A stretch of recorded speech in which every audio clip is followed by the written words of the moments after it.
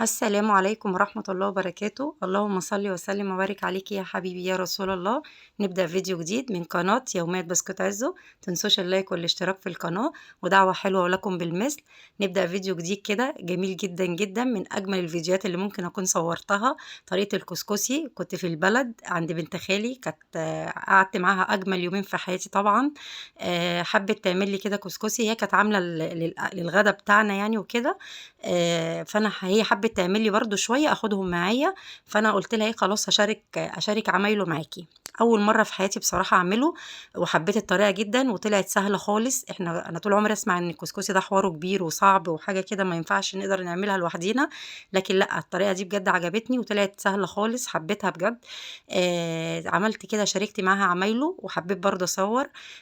هنا كانت جايبه 2 كيلو دقيق، حاطين عليهم معلقة بيكنج باودر كده رشة، ورشة الملح بتاعة الدقيق طبعا. بترش المية حبة بحبة، مينفعش طبعا كله مرة واحدة عشان ما تتقلبش معانا عجينة. وهي بترش المية وانا ايدي شغالة كده، ايه، بنفرك في الدقيق كده ونعمله دوريات كده بايدينا. انا كنت اول مره في حياتي اعمله بس عجبتني. وهي ايديها طبعا بايدي عشان تعلمني طريقته. طريقه حلوه قوي قوي. وبعد ما خلصت كمية المية حوالي زي نص كيلو مية، ممكن ايه على كل دقيق طبعا وليه استخدامه. ده دقيق ابيض عادي متعدد الاستخدام، خد حوالي نص كيلو ميه. بعد ما خلصنا كده برمي فيه، خلصنا الكميه كلها، جبنا دياره كده او منخل تكون اخرام واسعه شويه، هي دي دياره عاديه خالص، اخرامها واسعه شويه. حبت تحط حبه بحبه، وانا ايدي شغاله كده دواير دواير، ننزل كميه الكسكسي حبه بحبه، ما ننزلوش مره واحده عشان ما يكلكعش معانا. هينزل كده مترمل كده حبيبات حلوة قوي قوي. دي كانت اول حاجة عملناها، عشان هيترد تاني برضو هنعمله برضو في الديارة مرة تانية. حاطين طبق واسع كده تحتينا، وعاملين برضو ايدينا دواير دواير كده، بنفركه. بعد ما نخلص الكمية كلها، زي ما قلت لكم لازم يتحط حبة بحبة. طريقة سهلة خالص، ودي الطريقة بتاعت زمان طبعا، وطريقة بلدي جميل قوي.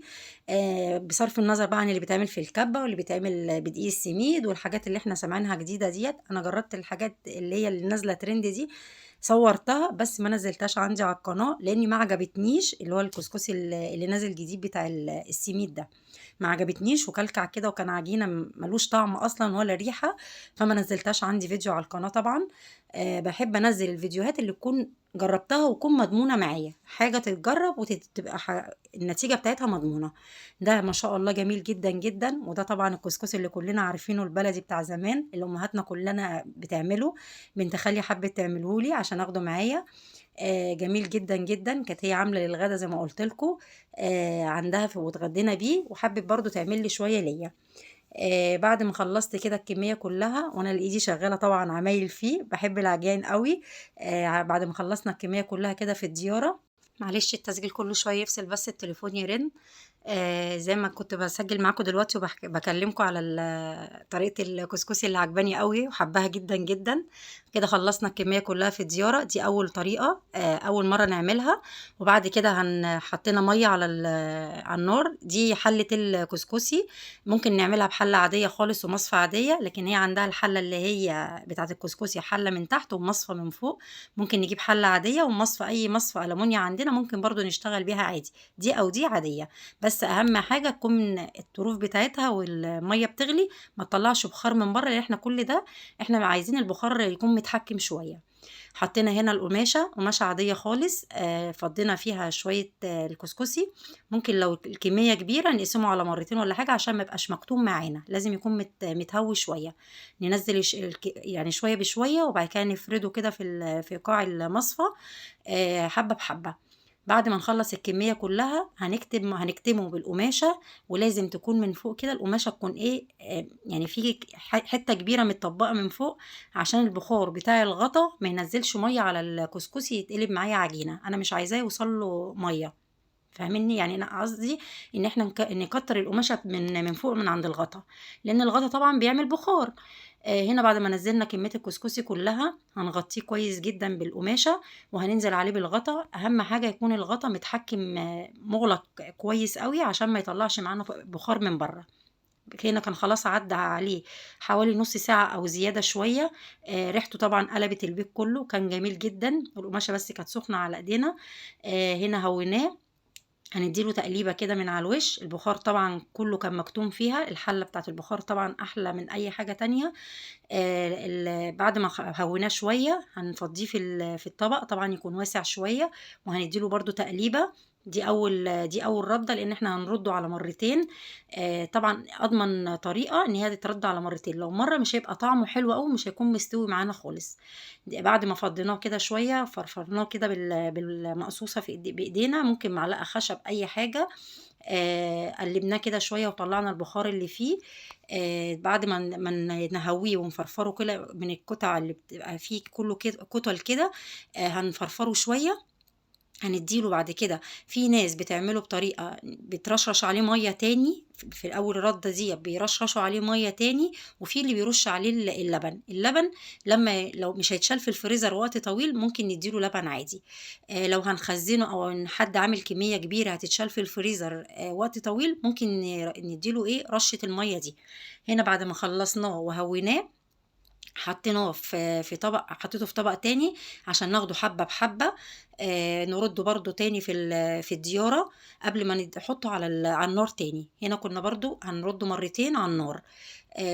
دي اضمن طريقة، هي قالت لي لازم يكون مردود مرتين. هنا بعد ما حطيناه كده في الديارة شوية، حبة بحبة برضو قلت لكم عشان ما يكتلش معانا.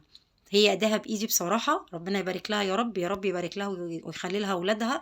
هي كانت عملت الغدا عباره عن كسكسي وبط. وطبعا عملته له بشوربه البط. والولاد يعني ولادي وولادها مش كلهم بيحبوا البط ولا الحاجات دي. عملت بط ولحمه ورز معمر وكفته رز.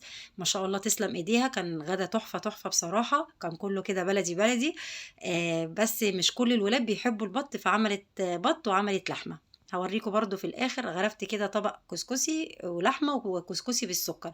في ناس بياكلوه بالسكر والبودر او سكر سنتر فيش عادي، او بالمكسرات عادي وبالشوربه. في حد بياكله كده وحد بياكله كده. هنا كنا بنرش بقى عليه اللبن.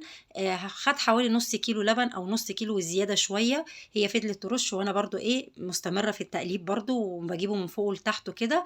ونفركه برضو عشان ما يكتلش معانا. بعد ما خلصناه باللبن، هو خد حوالي نص كيلو زيادة. فضلت ترش كده بالكوباية حبة بحبة، ما نزلتش مرة واحدة زي المية برضو. قالت لي الكسكسي لازم يعني نديله رش المية او لبن او اي حاجة حبة بحبة عشان ما يتقلبش معانا عجينة طبعا. هنا كان ما شاء الله الله اكبر، ملمسه حلو جدا جدا. زي الرملة الناعمة، حلوة قوي، عجبني قوي. فضلت برضو تفرك كده معايا شوية ونبرمه شوية باللبن. وبرضه هنرده تاني على النار، زي ما قلت لكم بيترد مرتين، وفي بيردوا ثلاثة، بس هي قالت لي اضمن حاجة مرتين، بيبقى مستوي ومضمون السوا بتاعه. هنا خلاص كنا خلصناه. بعد ما خلصنا قعدنا حوالي ربع ساعة بقى كده شغالين تقليب فيه كده، ومع الرغي بقى والكلام والحواديت الجميلة والقعدة الحلوة معاها. حطيناه برضو مرة تانية المية برضو على النار. زودناها شوية، بس ما نرفعش المية تلمس المصفى معانا طبعا عشان ما يبلش معانا. يعني اقل من نص الحلة. وحطيت فيها معلقة ملح وكده عشان البخار اللي طالع. هنا بعد عليه برضو حوالي نص ساعة وزيادة. أول ما ريحته قلبت البيت كده، راحت قالت لي افتحي بقى عليه كده. خلاص بدأنا نفتح عليه ونهويه، وبرضو هنفرفره برضو بالمقصوصة. وهنديله برضو تقليبة برضو، نطلع البخار اللي بيبقى من جواه عشان ما يبقاش مكتوم معانا. كده كنا خلاص، دي تاني مرة مش هنحطه على النار تاني خلاص. هننزله بقى من على النار. اديته كده تقليبة بالمقصوصة على النار تحفة، وريحته كانت جميلة قوي، كان قلب الدنيا. فضيناه في الطبق. طبق يكون واسع شوية. اللي هيشوف طريقته ممكن يستصعبها عادي، بس لو عملها بالطريقة دي اقسم بالله ما حسينا بوقت خالص، وما حسيناش بمجهود فيه، ما خدش في ايدينا اي حاجة خالص.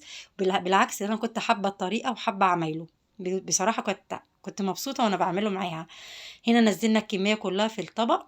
برضو هنفرفره كده عشان نفك الكتل بتاعته. دي حاجة طبيعية، لازم يكون متكتل كده من البخار. احنا هنفرفره كده بايدينا. هنا كان سخن شوية، نعملها بالمقصوصة، وبعد كان نشتغل بايدينا عادي. خلاص كده خلصنا الكمية كلها، وكانت خلصت الغدا. حبيت اغرب بس طبق لحمة عشان فيه حد من الولاد ما بيحبش البط. وده طبق بالسكر على جنب، ده لزوم السهرة يلزمنا انا. وده طبق بالفلفل الاسود كده وبالزبدة، جميل جدا وريحته كانت تحفة.